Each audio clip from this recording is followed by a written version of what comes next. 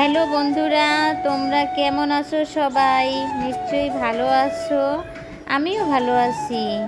তো আজকে তোমাদের সামনে একটা নতুন রেসিপি নিয়ে আসছি। সেটা হলো গিয়ে রেসিপিটা হলো গিয়ে মানে আমি গতকালকে ভাত রান্না করেছি। সেই ভাত ও অল্প কিছু ভাত অবশিষ্ট রয়ে গেছে।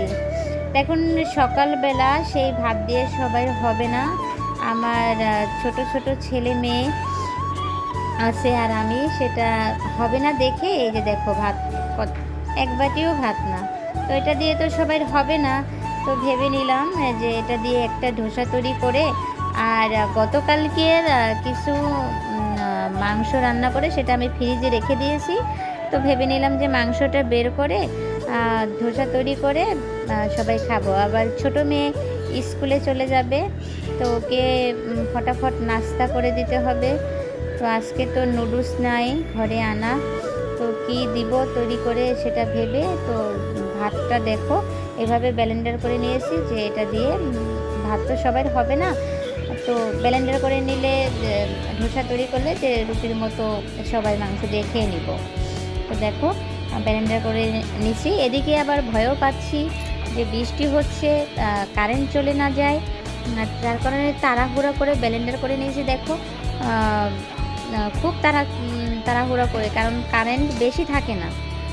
বৃষ্টি হয়তো কারেন্ট আসে চলে যায় এরকম করে।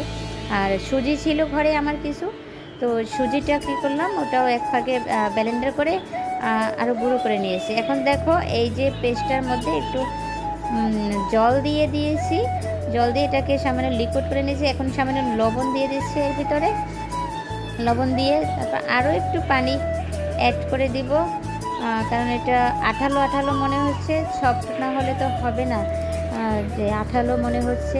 এদিকে মেয়েকে নিয়ে স্কুলে যাবার সময় হয়ে গেছে। আজকে মেয়ে লেট করে ঘুম থেকে উঠেছে, এদিকে তাড়াহুড়া করতেছে। দেখো বন্ধুরা, ফ্রাই প্যানে দিয়ে দিচ্ছে এটা আমি, কেমন সুন্দর। চুলার গ্যাসটা ফুল দিয়ে দিচ্ছি, কারণ ধোসাটা কড়াইটা বেশি গরম না হলে ভালো হয় না। দেখো কি কত সুন্দর হয়েছে।